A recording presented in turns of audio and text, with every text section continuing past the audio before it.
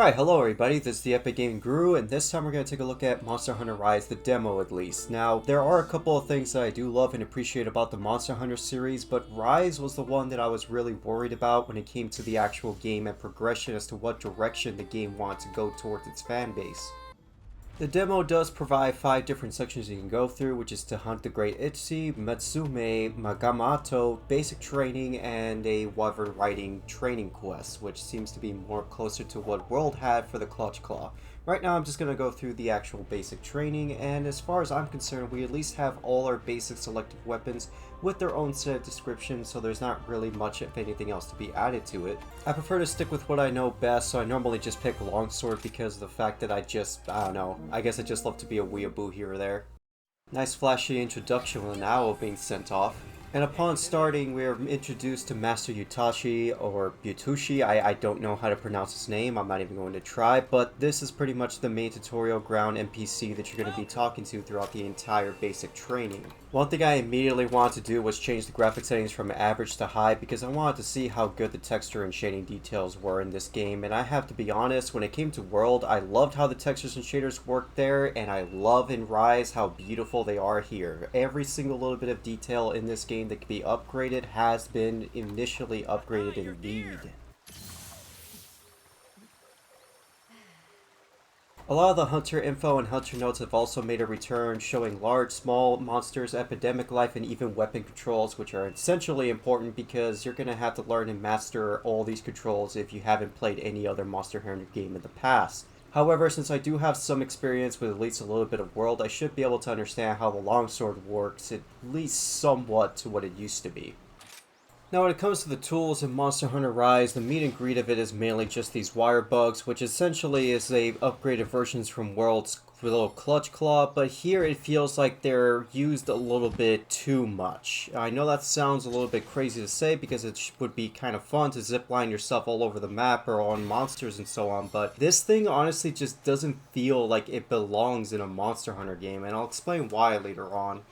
Along with the introduction of the wire bug, we also get a new little companion with us, which is the pal emote, which I have to admit, even though it's a pretty cool looking dog and so on, again, it feels weird to see a rideable dog in a Monster Hunter game, but I mean, I'm not really complaining too much since it's only mainly just a small asset and helps you go around the map and so forth, but it's, again, why is it in a Monster Hunter game? A majority of the movesets feel like they're completely from World, except there are a few little hints and differences here when it comes to how the wire bugs works with them, but a majority of it is just basically the same stuff. Which isn't a bad thing, but it does feel a little bit lazy in design, because I was really hoping for them to have different movesets for the weapons, maybe ones you could choose, but I could see why they decided to go with this route, and pretty much a majority of everything that was in previous other Monster Hunter games is also here as well.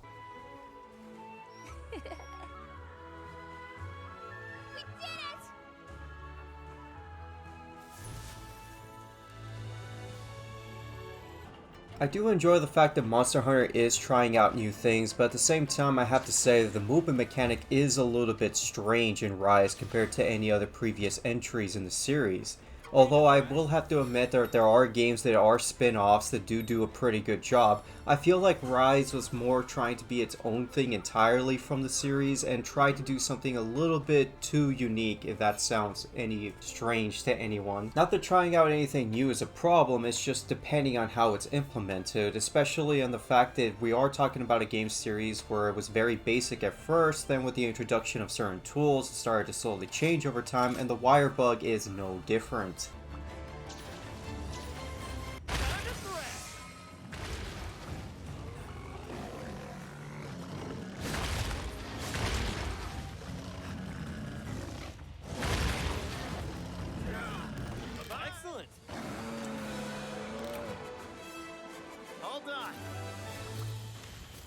Well, at least the barbecue spit is back, and that feels very close to reminiscent of all Monster Hunter games. Definitely can't beat Monster Hunter without the barbecue spit.